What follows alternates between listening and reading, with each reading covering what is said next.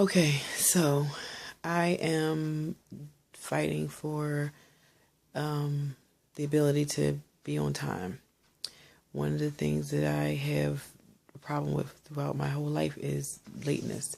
And so in my book, I'm talking about listening to your inner voice. And so the thing that I'm trying to overcome is being late. And so I show up late to many things that I go to, most things, unfortunately. And years ago, I used to actually show up on time, but I had a job and I had more order in my life.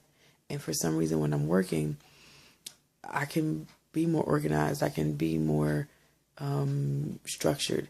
But then when I'm not working, like right now, I'm a stay-at-home mom. I am, when it's up to me to make my own schedule, then I kind of like give myself the leeway to, oh, I'll sleep a little bit longer, or I'll do this, or I'll do that, or I don't listen to my inner voice. My voice, I just stuff it down in the closet. Well, now I'm writing this book. It's talking about how to finding your inner voice. And I need to get better with this because I want to make sure my daughter gets to school on time. I want to get to church on time. I want to get to doctor's appointments on time. I'm tired of being late to everything.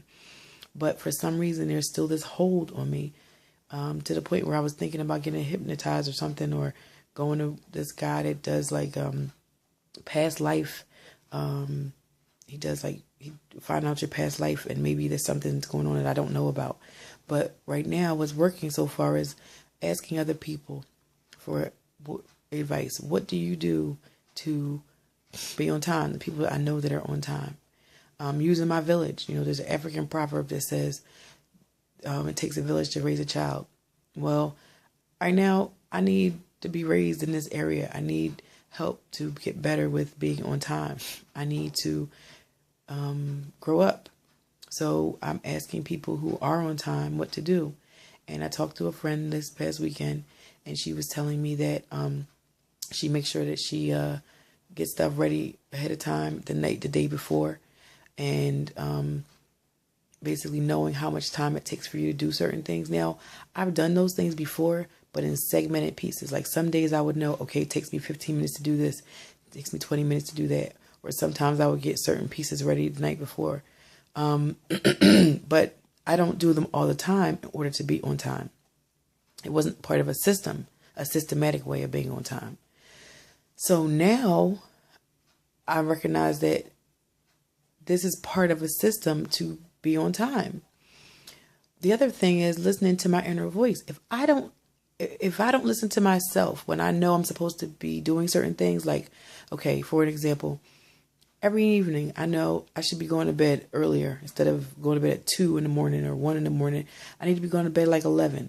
But I don't do that. So the next morning I wake up trying to take my daughter to school or go to church, and I'm tired.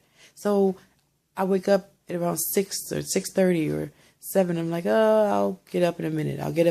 Well, my inner voice is telling me, get up at 6:30 at least, or 6 o'clock. And then at least by 6:30, you'll be up. Get that time to get yourself ready, then get your daughter ready, then go downstairs, put the antifreeze. My car is messed up, so put the antifreeze in the car, because I got to put antifreeze in every day, unfortunately.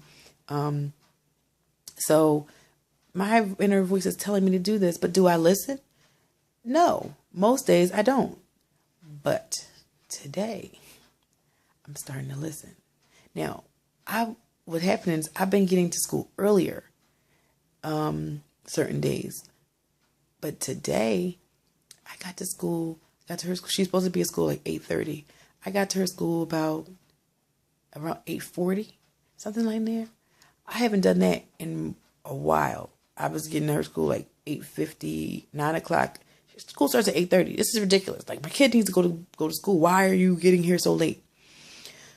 But this is progress. This isn't progress. It's affecting her. She is a smart kid, but it's not fair to her that she can't get to school on time because I'm late.